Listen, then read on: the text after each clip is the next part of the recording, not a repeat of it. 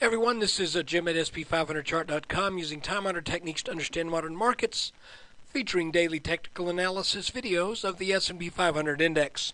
Before we get started, I just need to remind you again that the website and the video are for educational purposes only. Nothing stated at the site or in the video is intended to be used as investment advice. I control lines on charts, but you have to draw your own conclusions from your own research, and you got to make investment decisions that are suitable for your personal financial situation.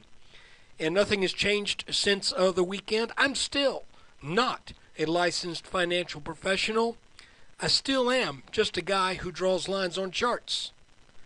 And we're looking at a chart with lines, which would seem appropriate. This is a 10-minute chart of the S&P, and basically, I think this little crack right here in this ascending wedge pattern, I think this is maybe a sign of a little weakness, but the market did recover, and I got a couple ideas about why we had that dip. You know, I'd mentioned that it looked like this was something of a neckline here with a sort of almost an incomplete little inverted head and shoulders. It's interesting to note that the low today was right at about the level of the low back on the 22nd. That would be the low of the left shoulder that was never matched on the right side. I don't know if that's how you know, I could sound authoritative on that, but I don't want to. What I will tell you is that today, two targets that we were looking for, the first being the target from this little small pattern here, for all practical purposes, it was hit today. Additionally, the target from our little sideways couple of about 8 or 9 days of sideways, once we got over this line right here, which also happened to be our support that was found today. Same line as was found back on the 22nd. So this line right here, okay, this little inverted head here, if you want to still call that pattern sort of a an inverted head and shoulders, that was actually on our rising support line. But look, the important thing is, for now, that we got this little crack. Keep that in mind. And we made these two targets. Okay? One of them, you might say, well, you're not exactly. It missed it by just, by what? Maybe, well, let's move the line to be exactly right. No, it hit. It hit. And then it sold back down. I'm still looking for 1378, 1380. I think it's still going to make it. But I think when it does, there should be some resistance there. And the reason I say that is we have this rising resistance line from our wedge to look forward to right here.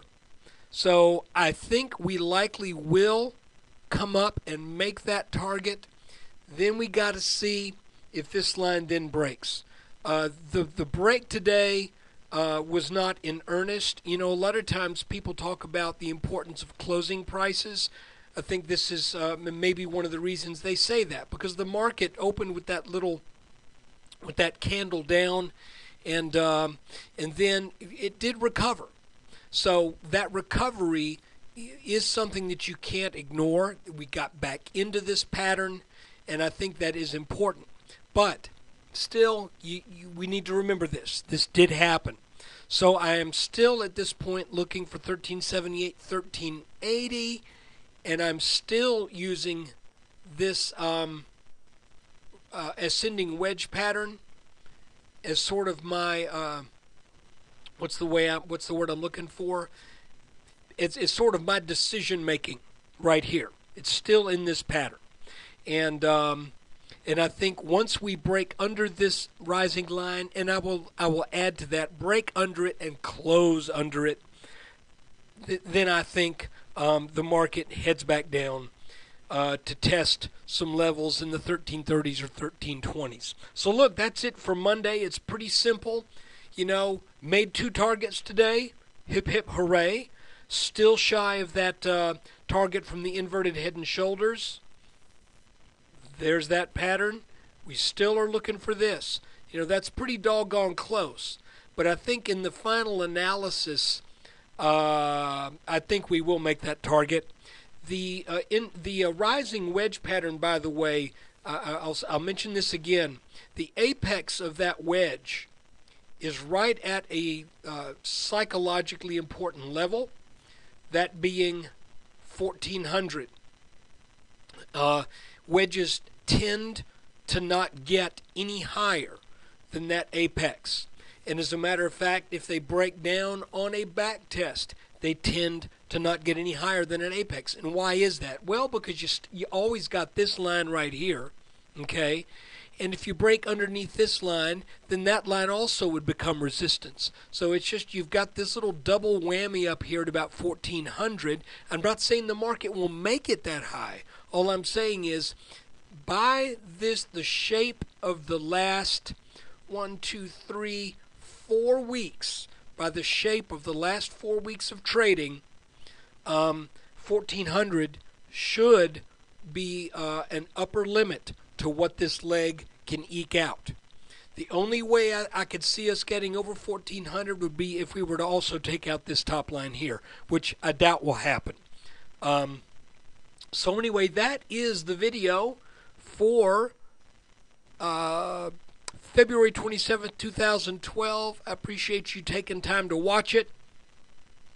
And if you're a subscriber, I appreciate your subscription. Thanks a lot. Take care.